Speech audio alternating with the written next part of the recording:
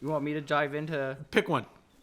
I just came back from Toronto, and I Okay. have a little bit of a rant. Okay, I won't interrupt you. I'll let you go. Yeah, so I'll delay the context. We're driving up to Toronto. I was in a truck with 3 seniors, all, and again, very, very nice, relatively reasonable and intelligent people. But it was deeply disturbing to see how the media has played on these people. And like, seniors are a vulnerable population. I think that they should be provided for and taken care of, especially because cognitive ability starts to lapse. All these like little things that we don't think about, people that can kind of still take care of themselves. All these things that happen. They started talking about. So anyway, yeah, listening to these 3 people talk about the political climate and current situation of things was so disheartening and demoralizing because they are absolutely ill-informed, but they preach this like it's truth because it came from big media. Mm-hmm. And then when you bring information to them, like the first thing was going on about how bad Trump is. And again, not without his flaws, but there was a lot of stuff that he did with his policies that was beneficial to the American people. Regardless, we can dispute that back and forth, but it's pretty clear cut. There was an economic turnaround while Trump was in office. Mm-hmm. There was a lot of good things that he forced the governments to start releasing information and becoming more transparent, which is a little bit ironic based on Trump's history. And it all started with the allegations, but the allegations that were based in 2016 had nothing to do with the hush payments from Stormy Daniels now. Yeah. So then when you push them for questions, are you talking about the hush payments from Stormy Daniels, who openly admitted to having sex with him to benefit her career, and he just didn't pay? Is that what you guys are talking about? And tongue-tied. Mm-hmm. And then they wanted to go on about how Zelensky's a hero, and I know we'll probably get a bunch of shit from this, but we talked about, and again, bringing the facts. Again, like, I feel for the Ukrainian people, the everyday people that are just trying to have a nice life. That sucks. What's going on for them and their livelihoods and their towns and their communities being destroyed, monstrous. Zelensky's not a fucking hero. He took $400 million. He pocketed it for the Ukrainian people. That's for food, shelter, water, rebuilding. And he put that in his own pocket. He's not a fucking hero. But again, they just absorb what's taught to them or told to them through their TV with no bearing. And it's not that, like, I'm holding them. There's a little bit of accountability that goes there, but like a lot of that responsibility goes to us too on what's broadcast to them, because that just fuels that narrative of Zelensky's a hero. Corruption doesn't exist. He's doing all the right. No, he's not. Trump's this bigoted monster. Maybe he's a bigot. He's not a monster. Yeah. And again, that pushes this agenda, and it plays into our politics in Canada too, because now you have this population that only absorbs information. And one of the reasons why we harp on the C11 bill and C16 bill, all of those things, it's why it's important, because these people don't get the right information, and they have no sources. Their life is quiet, and they like to watch their news, and that's why the news has to be impartial. And sorry, I don't want to interrupt your rant there, but I just need to jump in there and say one thing is, I feel like a lot of older people, they believe the news and what they hear on the news because when they were in their 20s or teenagers, there was such a thing as true independent journalism. Yes. That's what was on TV. That's what, like, when 100%. You listen to TV in the fucking 60s or 50s or whatever, what the people said there were genuine journalists that went out and seeked out the truth regardless of their own personal beliefs. 100%. And nowadays, that doesn't non-existent. Exist. Yeah, it's crazy. But, and like you said, like, they take it as gospel. Yeah. This is the way of life. This is how things are going. Mm-hmm. But, and again, like, living in a democracy, that's part of the danger, because these people have a vote. Yeah. And when it comes down to it, they're the ones who exercise their votes more than almost anybody else. Exactly. So again, that would be part of our accountability. Mm-hmm. It's important to get out there and vote. It's important to get out there and understand the political climate, what's going on. Mm-hmm. But again, like, we have to make sure the news is impartial, so I don't have to sit through 4.5 hours of people being wrong. Yeah. And I felt uncomfortable. And like on the ride back, that same circle continued. Yeah. And like, I made my points and my stances and my arguments the first ride up, so I just like let it breathe, so I don't have to sit in that tension or push anybody out of a moving vehicle because they were close to being done anyway. But oh my god, my head was just exploding and there's zero information. Like they didn't do any digging. Like you said, they just accept it. Oh, like journalists went out and did this. No, they didn't. Mm-hmm. You know, they're handed a script that they have to read out. Yeah, well, and I talked to them about that you sent it to me, where it's all of the news broadcasting just repeating the exact same thing, and it's a mind-blowing video. It's so powerful, and it sucks that we're so technologically advanced where we can manipulate so many things, because that argument immediately comes up, right? Yeah. Well, you know, you can do that with a voice board and CGI, but it's not though. That video that I sent you, that's from the like late 2000s. Yeah, it's an old video. Yeah. Well, and it's scary. If you ever needed evidence of like, holy shit, there's, like you said, a script. Yeah. There's just a mass, like... It's the amount of... Yeah. Like, newscasts in that video is... Yeah, it's phenomenal. I can't even remember how... But it's a pile of them. And again, talking to all of these vulnerable communities and all these vulnerable groups, and not just old people, but people that depend on the news to understand what's going on in the world. Yeah. It skews society horribly. Yeah, and that's the thing, right? It's not necessarily just old people, because there are people that are too busy to sit down and look for good independent journalists that will cite sources and all this kind of 100%. Stuff. Because finding those people is hard, and it takes a long time. And some people, well, most people, don't have the time. They have jobs, they have kids, they have lives that they have to attend to. And if they had some place where they could get like a quick, point form of what's going on in the world, they would go to it. And the only place that they can go and get that is from CTV or like CNN or Fox News or whatever. Yeah.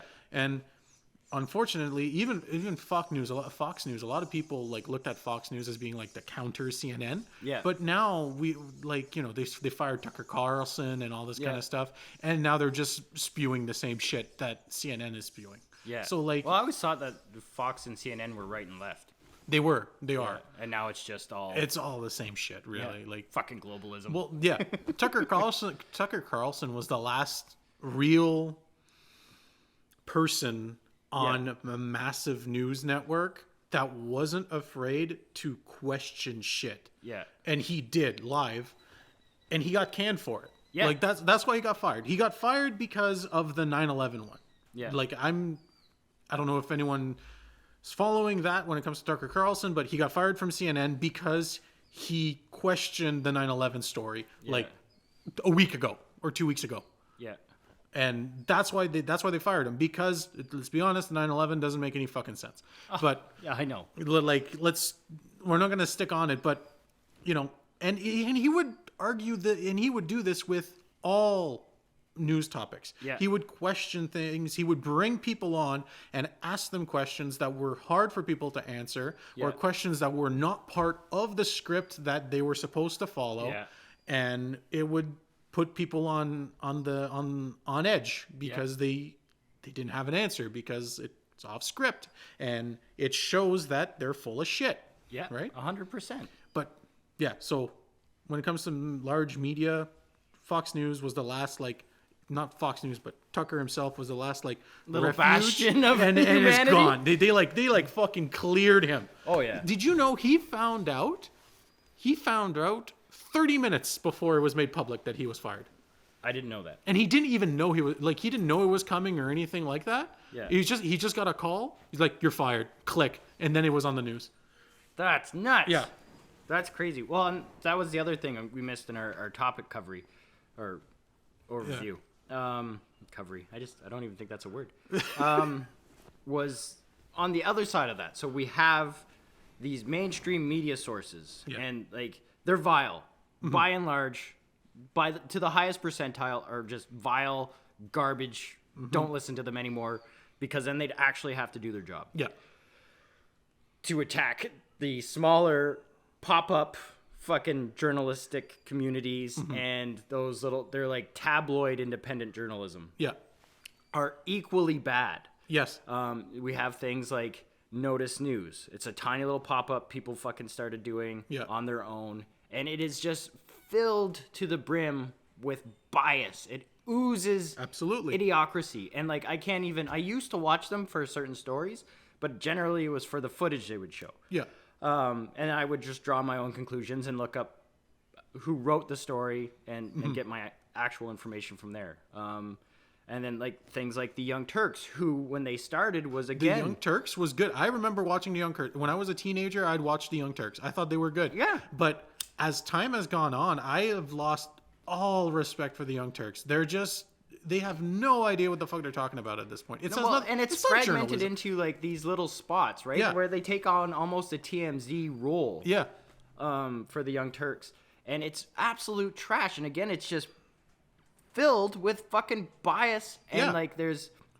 you can say this about all of them. You can say Vice News, hyper bias. Yes. Nar City, hyper... I think Vice is probably closer to that line of almost neutrality, but I think that's by and large based on the people they're interviewing. Yeah.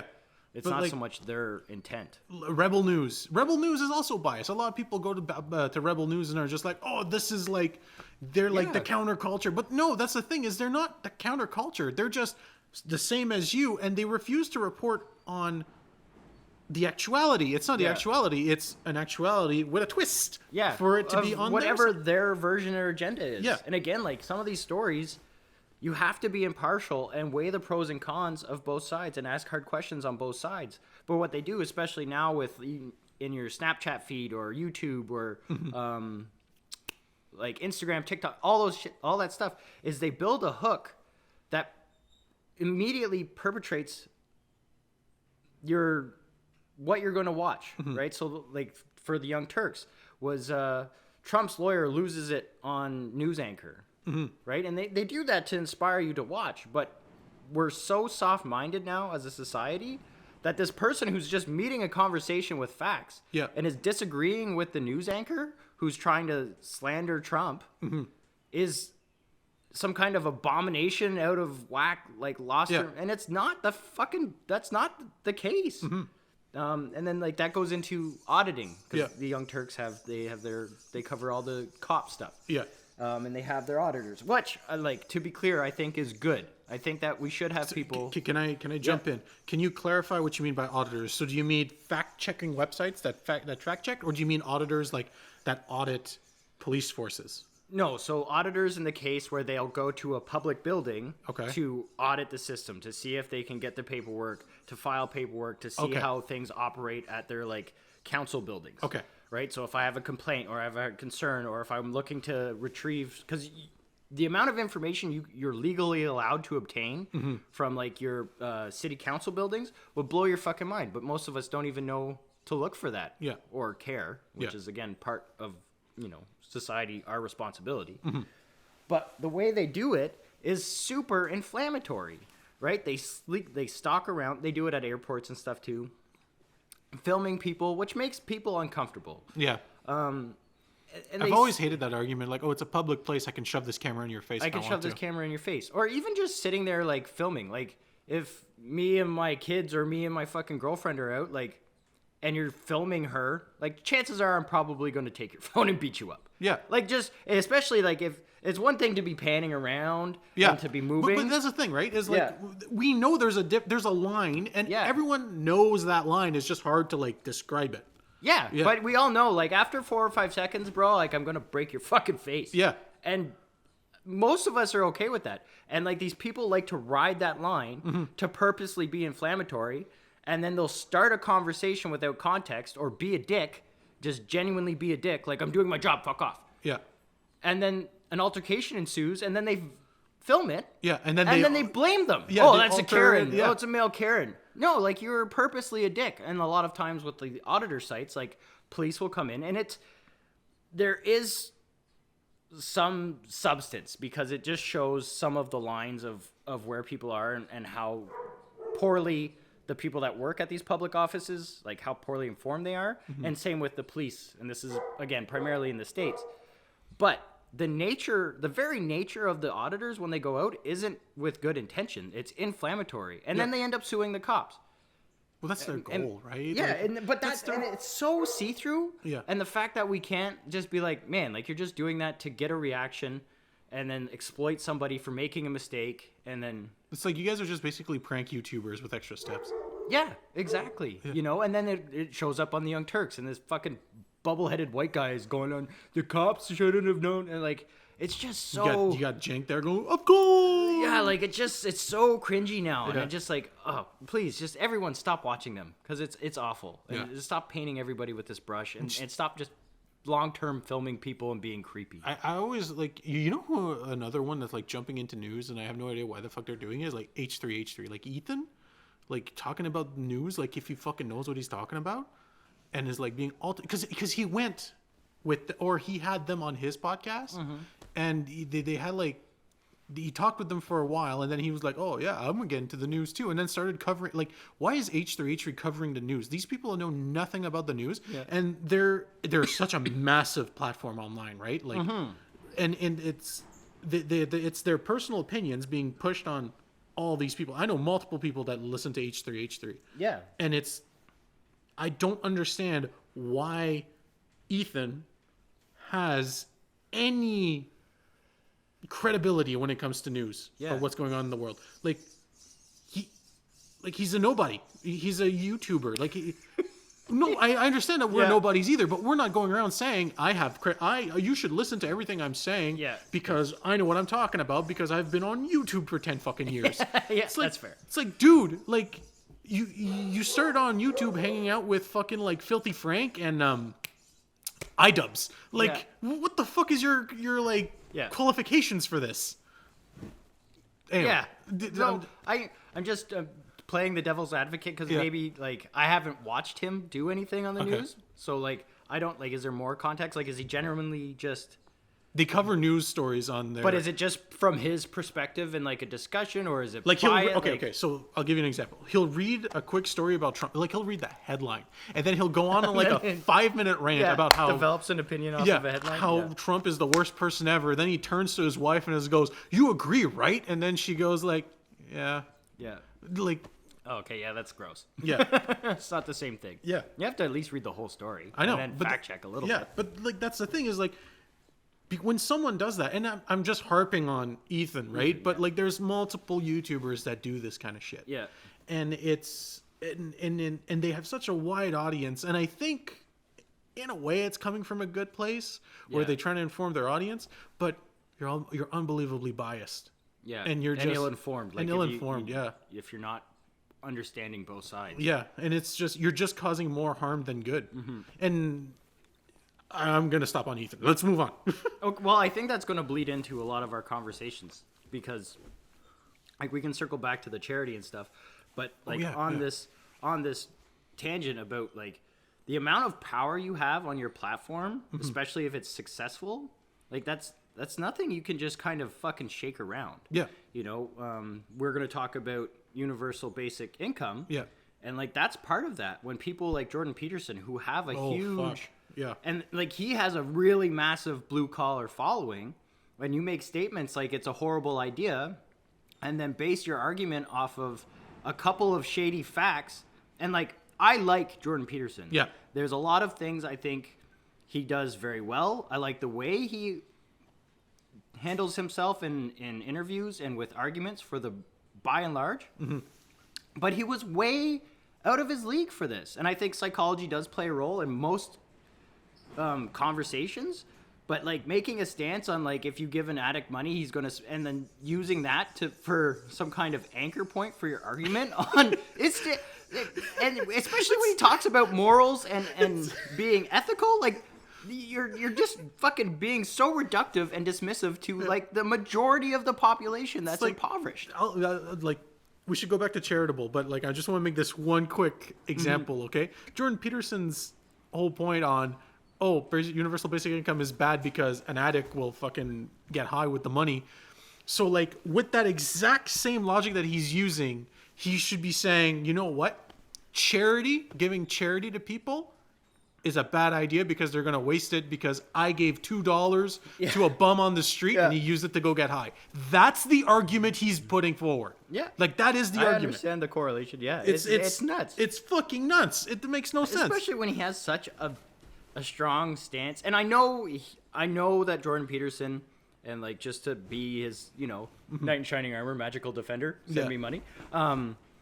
Just to be his knight in shining armor there, like, I know his heart is in the right place. Yeah. Like, when he's talking, you can tell, like, how emotional he's charged and invested he is. And even when he's talking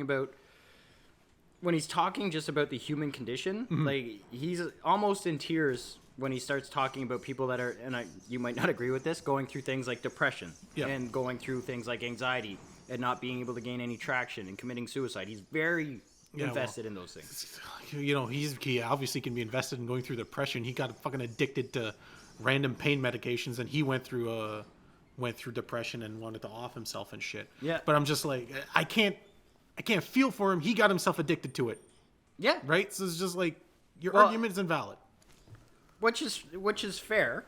I think that's part of that discussion.